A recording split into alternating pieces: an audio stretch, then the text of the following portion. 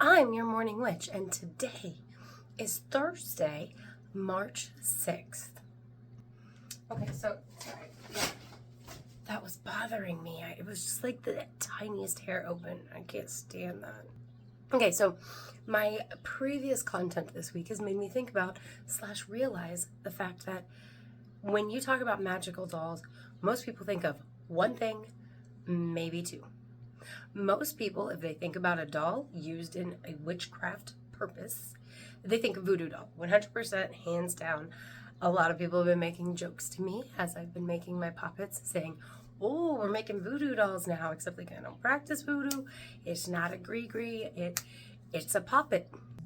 Okay, so there's that. And then other people, when they think of dolls and the magical or occult space, they think haunted doll, which, I mean, it's not exactly a magical doll. It's haunted, which means something has attached itself to the doll, which could make it magical.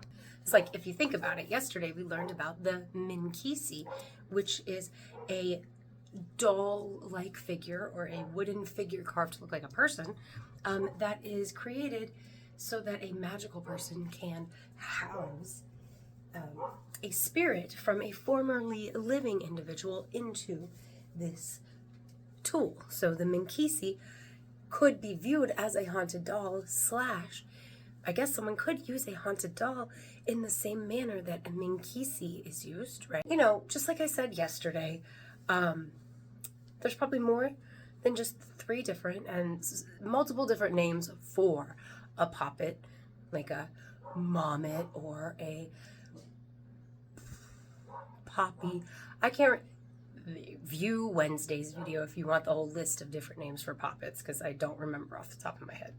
But the point being, we need to stop being so close. I talk a lot of the time about, you know, our frame of reference, what we are used to or what we experience in life is our automatic thought about things, right? And that is definitely the case with magical dolls. Most people here, you know, you're going to make a magical doll and they immediately think of voodoo doll, and so they immediately think that you are using this tool to harm or curse someone. And so really today the message is just like, you know, really pay attention to the way that you're viewing and classifying things, especially things that you really don't know much about outside of pop culture, because you have to remember, okay, pop culture always takes the most dramatic or the most extravagant of something, whether it's a religious practice or a cultural practice or whatever, right? When they're trying to make it, you know, bam, in your face, make you keep watching a thing in pop culture, they're going to represent it in the most, I'm trying to find a word. Extra is all that's coming to mind, which I know is slang, but they're going to do the most extra way of doing the thing, right?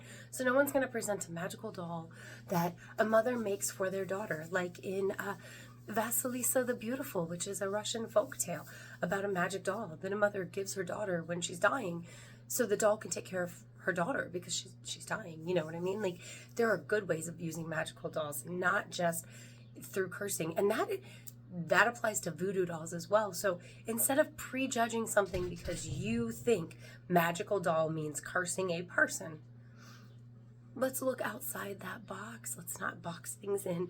That's really all I wanted to say today, because I personally don't do that with a lot of things, especially when it comes to dolls. Like, I don't go, oh, it's a doll, it's a voodoo doll, it's bad.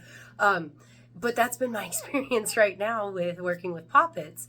And I just, you know, I'm not offended. It's fine. And like, I've been laughing. My husband's making jokes. It's fine. It's fine. But it is a learning experience. It's a teaching lesson for people to see how they're viewing something. And not that they're viewing it incorrectly or wrongly, but more so viewing something as it is, not as we think it is, or having better knowledge about a thing before snapping to a prejudgment. And that's really what I'm talking about today. I hope my message has come across. I hope you have a happy Thursday. We'll see you tomorrow.